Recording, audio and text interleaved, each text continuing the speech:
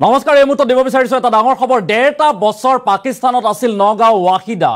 আৰু অৱশেষত পাকিস্তানে ৱাহিদাক এৰি দিছিল আৰু পাকিস্তানে ৱাহিদাক এৰি দিয়া আজি 3টা দিন হ'ল আৰু 3টা দিনৰ পাছতো এতিয়া অসমাখি পোৱাখিনাই ৱাহিদা বেগম নগাঁও ৱাহিদা বেগমে এতিয়া বিভিন্ন অভিযোগ উত্থাপন কৰিছে যে তেখেতৰ মাতৃক তেখেতক সাক্ষাৎ কৰিবলৈ দিয়া হোৱা নাই আৰু তাৰ পাছতে বিভিন্ন সমস্যাৰ সন্মুখীন হৈ এতিয়া অসম আৰক্ষী আৰু অসমৰ মুখ্যমন্ত্ৰী ডক্টৰ হিমন্ত বিশ্ব শৰ্মাৰ সহায় বিচাৰিছে ৱাহিদা বেগমে আমি সবিস্তাৰে খবৰটো লৈ অহাৰ চেষ্টা কৰিম এটা ডাঙৰ খবৰ এই মুহূৰ্তত এতিয়া অসমাখি পোৱাখিনাই ৱাহিদা বেগম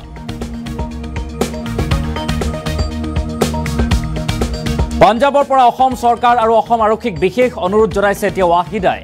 বিশেষ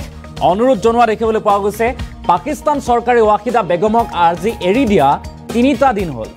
এৰি দিয়া আজি 3টা দিন হ'ল যদিও অসম আহি পোৱাহি নাই ভাৰতত ভৰি দিলে যদিও অসমলৈ আহিব পৰা নাই এতিয়া ৱাহিদা বেগম নগাঁও ৱাহিদা বেগম আহি পোৱা নাই অসম পাঞ্জাব আৰক্ষীৰ চকীত ৱাহিদাৰ মাতৃক আৰক্ষীয়ে আবদ্ধ কৰি ৰখাৰ অভিযোগ উত্থাপন হৈছে আৰু কইনা কাদৰিবলৈ ৱাঘাত উপস্থিত হৈছিল ৱাহিদাৰ মাতৃ আৰু পৰিয়াল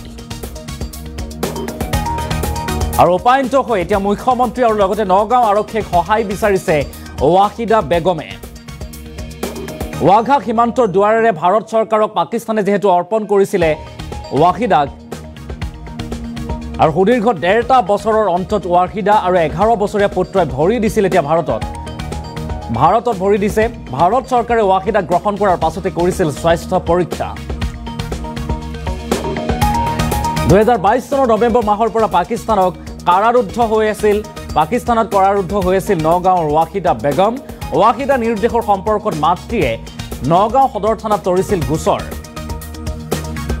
আৰু ভাৰত চৰকাৰৰ তৎপৰতাত ৱাহিদাক মুকলি কৰি দিবলৈ বাধ্য হৈছিল পাকিস্তান চৰকাৰ আৰু তাৰ পাছতো এতিয়া অসমাখি পোৱাখিনাই ৱাহিদা পাকিস্তানে এৰি দিলে যদিও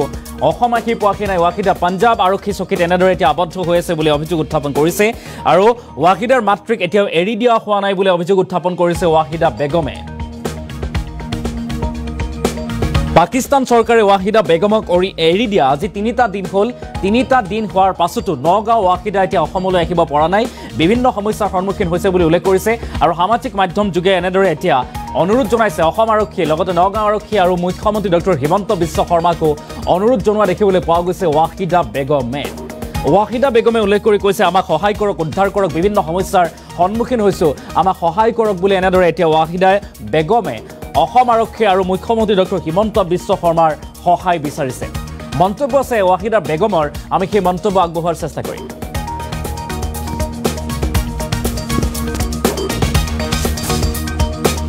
মুখ্যমন্ত্ৰী ছাৰ হিমন্ত বিশ্ব শৰ্মা দেৱক মোৰ নমস্কাৰ আজি মই পাকিস্তানৰ পৰা ঘূৰি অহা 3 দিন হ'ল মই এতিয়া পাঞ্জাব চকীত মই আছোঁ বন্দী হৈ তেওঁলোকে যে মোক প্ৰশাসন আৰু আপোনাৰ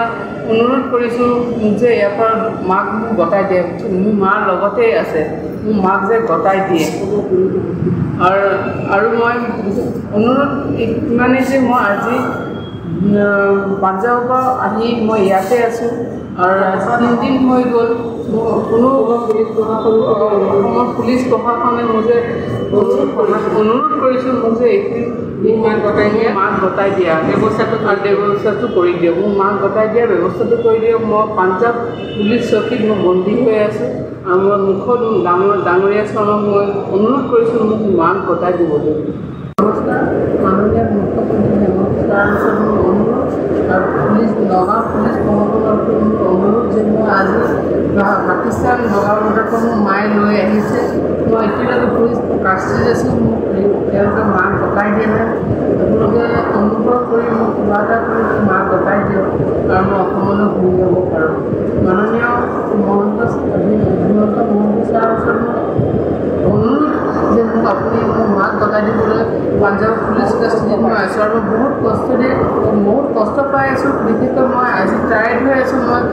29 তাৰিখে মই আহি বগা বৰ্ডাৰ ক্ৰছ কৰি মই পাঞ্জাৱ চকী আৰক্ষীৰ ওচৰত আছোঁ পুলিচ প্ৰশাসনৰ আৰক্ষীৰ ওচৰত মই অনুৰোধ কৰিছোঁ মোক যোৱা ৰাস্তাটো বনাই দিয়ক আৰু মোৰ মাক যে গতাই দিয়ে তেওঁলোকে মই বহুত ডিষ্টাৰ্ব হৈ আছোঁ এখন জেগাৰ পৰা আহি মই এটা জেগাত মই বন্দী হৈ আছোঁ মই অতি সোনকালে মোক যে অসমলৈ ঘূৰাই লৈ যায় মই আপোনাৰ ওচৰত অনুৰোধ কৰিছোঁ ছাৰ